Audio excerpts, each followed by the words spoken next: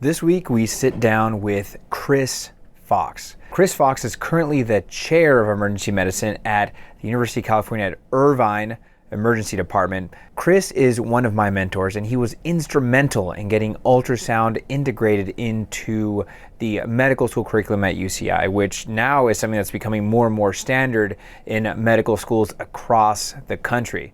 Now, even though he's the chair of emergency medicine, he's still super into medical education, so much so that he is hosting the WCU Emmy, that's the World Congress of Ultrasound and Medical Education, in his shop in UC Irvine. I would definitely check it out. Now, Chris was nice enough to record this with me in between a couple of trips he's taking, so there's a little bit of background noise in this interview that I did with him, but it's just so good that we had to just show it to you guys anyways. So here it is. Let me know what you think. If you're not good enough at ultrasound, that's not an excuse to punish your patients with radiation. Get out there, ultrasound some hearts, some lungs, some IVCs. Let us know how you feel about it. Yeah, we can definitely do that, or we could be better clinicians and use our ultrasound. Hello, I'm Jacob Avila of Ultrasound Podcast, and I have with me Chris Fox. Now, Chris, I don't know if you remember, but I rotated with you as a fourth-year medical student, and you're one of the people that were instrumental in making me realize how great ultrasound was in general and for patients. It's at UCI, University of California, Irvine, where you currently are the chair of the Department of Emergency Medicine. Chris, thanks so much for joining us. Yeah, thanks for having me. And I totally remember when you came out and rotated. You are a fourth-year medical student, and we've had a lot of students over the years. Actually, that's how I first got started with ultrasound and medical education. Was my fourth-year elective. I started in 2002, 2003. And yeah, we get about 60 students a year or so rotate through it. And so you were one of those students, and I think hit it off really well. We went surfing, and we had some journal clubs and stuff. It was fun. Yeah, I had one on your boat. I remember it was called the Foxy, and that's Foxsea. And I get really boat sick very easily, so I had a meclizine patch on. It was a little bit sweaty, and I was kind of rubbing it because it was like moving around. And then I went surfing afterwards, after that journal club on your boat.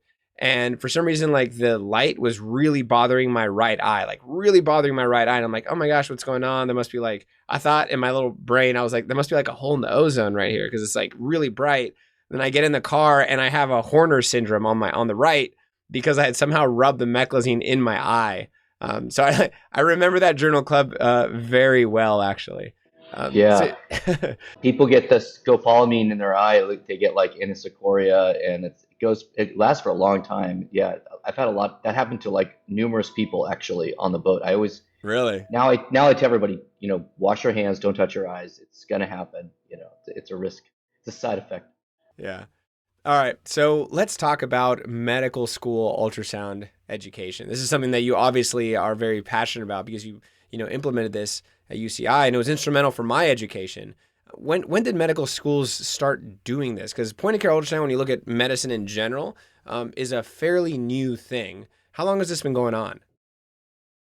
Well, I think that medical students have been using ultrasound machines since the beginning of civilization.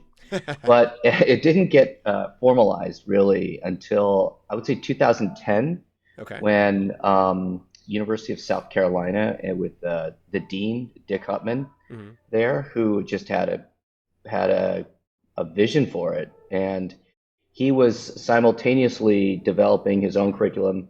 And somewhat unbeknownst to us at UC Irvine, we were a year later doing very similar stuff.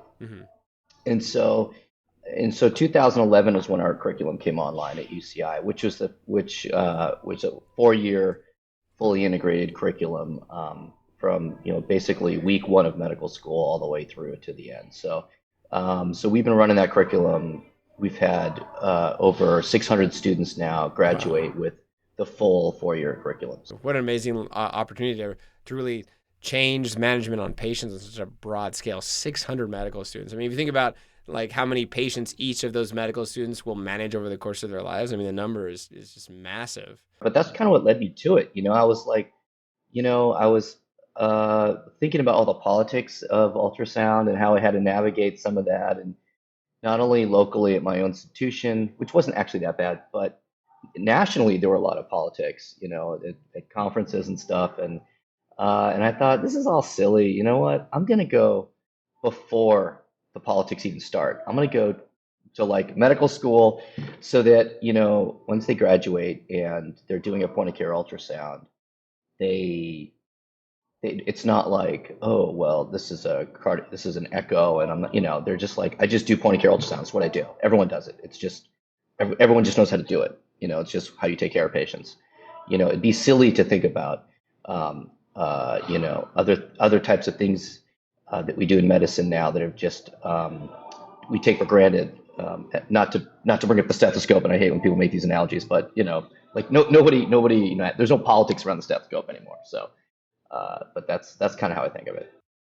So what barriers like would you anticipate coming up? Because you said it wasn't as difficult as maybe some other places, but what are some barriers that exist in implementing ultrasound for your medical students? So this is a great question, and absolutely, there's barriers. I mean, we were really lucky at UCI because initially the equipment was a big barrier. The technology is very expensive, and it was hard to really implement widely. But we teamed up with Sonosite back then, and they were very generous with how they helped us out with some machines.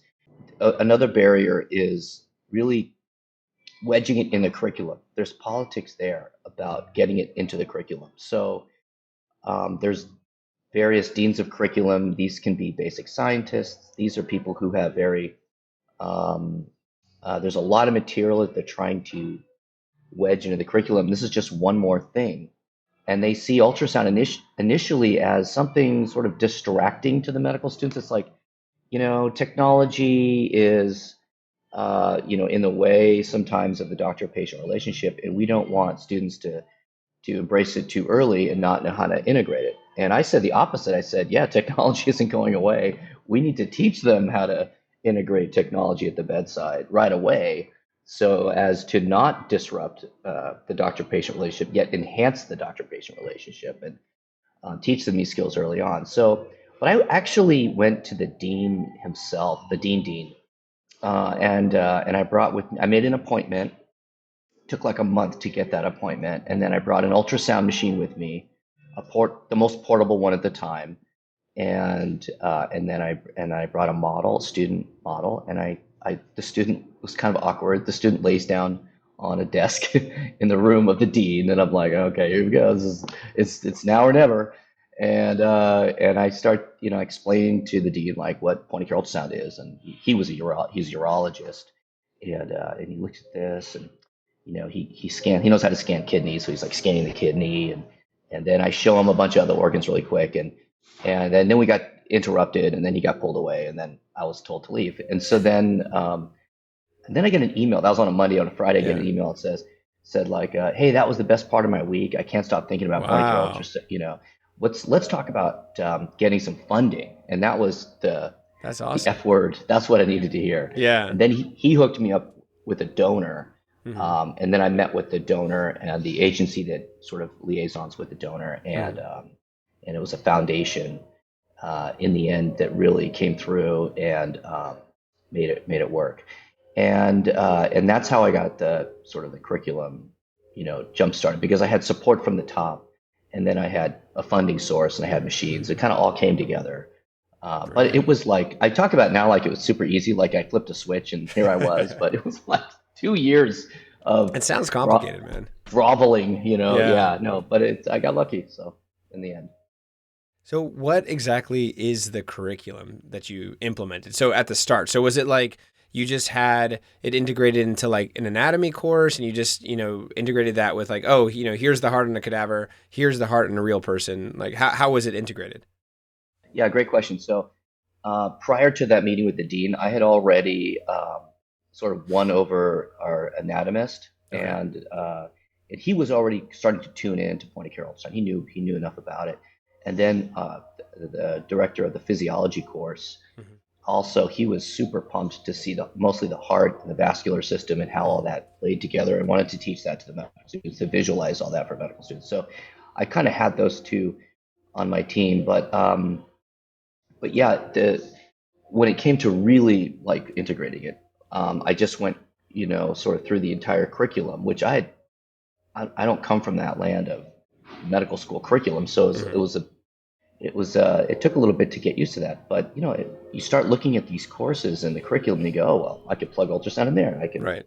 Make sense to be there. Oh, there's a lung module coming in over here. There's MSK coming in over here. So like you can really see how it could get integrated. So we basically made it starting at week 1, where they get to medical school and they get introduced to ultrasound right away. They get very excited. The students are like, they can't believe their eyes. They take the probe and they start they're doing stuff. They put it right on top of the shirt, and they're like, hey, how come I can't see anything? I'm like, okay, slow down. We got to take the shirt off. So it's adorable, actually. Yeah. And then and then I could see the spark in their eye flicker, like the spark in my own eye flickered the first time I started using ultrasound. I thought, okay, this is where it's at. These guys are so pumped to do this. So we just created this. There's like 7 modules in the first year, and then another 7 in the second year. Sometimes we have 8. Sometimes we experiment with a module or 2, or if it works, if it doesn't, or bump something in the second year. First year, those mostly the normals, getting the windows down and understanding how the machine works, and Basic stuff. learning what all the basics, how the organs look. And then the second year is pathology and we to get them the pathology. It's basically just I show them video clips of what it would look like if it was abnormal from my computer. I make podcasts for them with a bunch of examples of pathology, and then we have simulation. We have a bunch of different simulation examples and task trainers in the second year for them to practice on. And in the second year, right before they go into third year, we do another like a last minute boot camp for them so that they can really start to roll with it in their third year. Oh wow, that's a good idea. And then the third year is the trickiest year of all with the curriculum, because now you have sort of over-engineered medical students ready to pick up pneumothorax and pericardial tamponade and Right. DVTs and AAAs and like nobody knows what to do with that. They're like, wait, what are you talking about? You're telling me we need to get more fluids to this patient, but don't they have a history of CHF? Why are you saying they're, Yeah. And the student's like, well, here's the heart, and it's actually pretty empty. And so in the third year of medical school, they get access to, it's changed over the years, but they basically have access to ultrasound machines, whether it's on the floors and wards already sitting there, or it's in their pocket. One way or the other, they have access now. And so, and that's been that way from the beginning. We wanted to give them access to a machine. And so, but it was very disruptive initially, because people are like, the student starts to suggest various pathology and course of therapy that they're encountering, and I was getting phone calls, from surgeons about their post-op patients and stuff. It was pretty funny, yeah. But the students were right. That was the thing. That everybody was like, oh, but actually it did turn out to be a pneumothorax. And so what's going on here?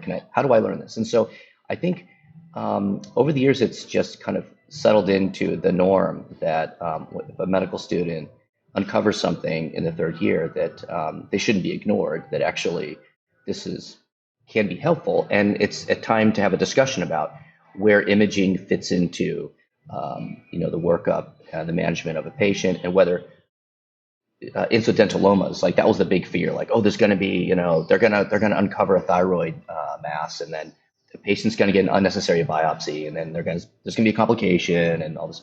That's never happened. Actually, I would say the opposite has happened over and over and over and over again, which is they're actually finding something relevant to the care of the patient.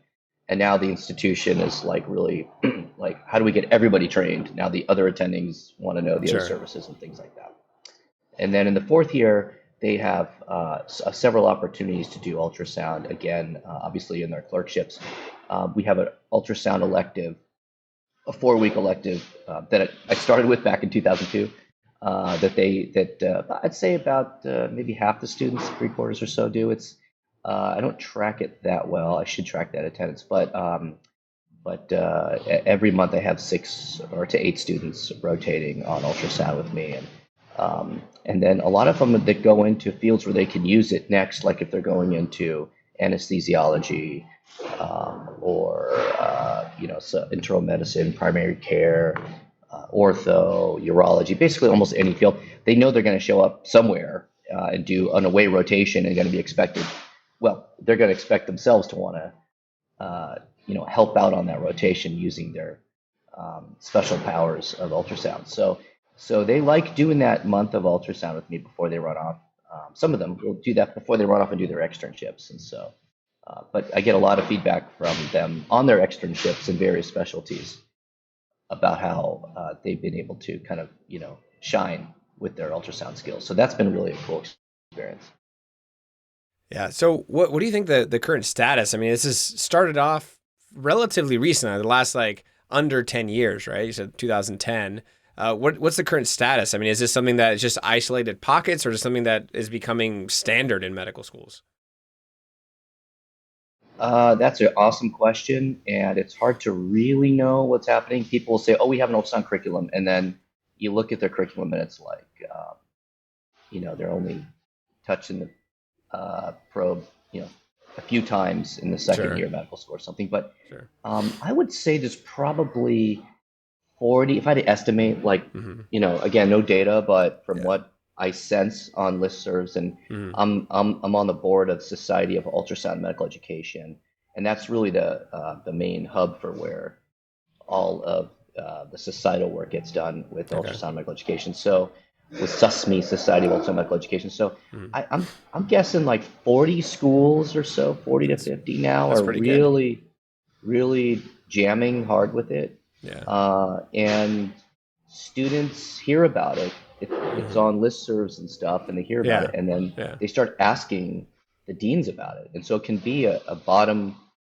up process that way, like, hey, we want this, and we have a petition, and we really want to get this. That's a lot of times how it can come up. So I have deans approach me, deans of curriculum approach me, associate deans of basic science, clinical science. They'll come and send me emails, can I get your curriculum? And I'm like, yeah, sure. And I just send them the link to my Dropbox with all the stuff in it. But yeah, so it's coming around. I don't think it's going away. Right. Yeah, me neither. Now, what do you think? So what do you think the future is? Like, what do you think the next 5 to 10 years is going to look like for medical education and ultrasound? Yeah, that's a great question. I think we're going to see the technology is helping to drive the implementation a little bit. That technology becoming so much more affordable and portable is ushering in a whole new sort of opportunity for us as educators to really help the future integrate how they're actually going to use ultrasound truly at the point of care, when they have a transducer in their pocket. So Sure. that's it's been around for a while, but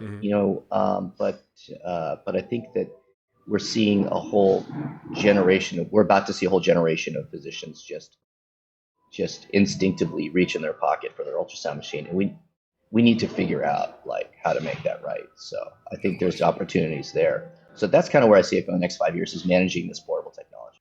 Yeah, no, that makes sense. I mean, if you make this thing a lot cheaper, a lot more people are going to be able to use it.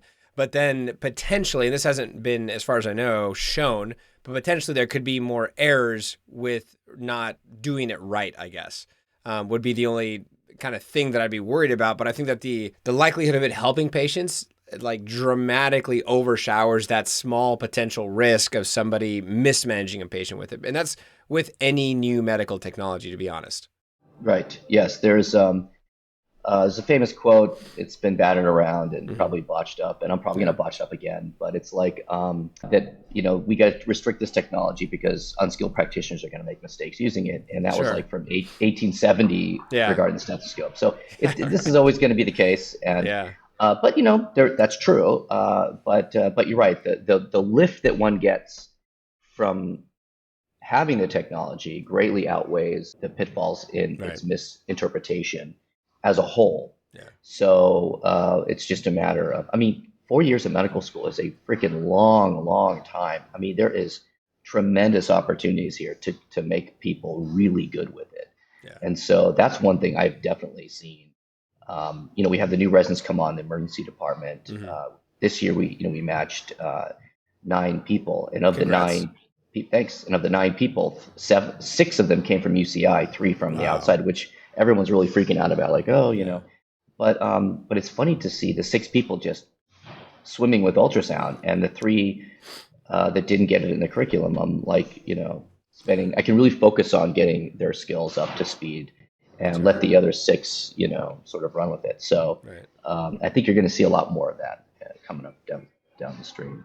So tell me a little bit about WCUME, or Wakumi, as I've heard some people describe it. Yeah, I first heard that term. So Wakumi, or I heard that recently, actually. I like Yeah. it. The World Congress of Ultrasound in Medical Education. Uh-huh. This is the 7th annual World Congress. It's each year, and it's in a different location. The last time we had it was the 5th World Congress, Mhm. and that was in Montreal. And last year, the 6th was supposed to be at Wake Forest, That was a but bummer.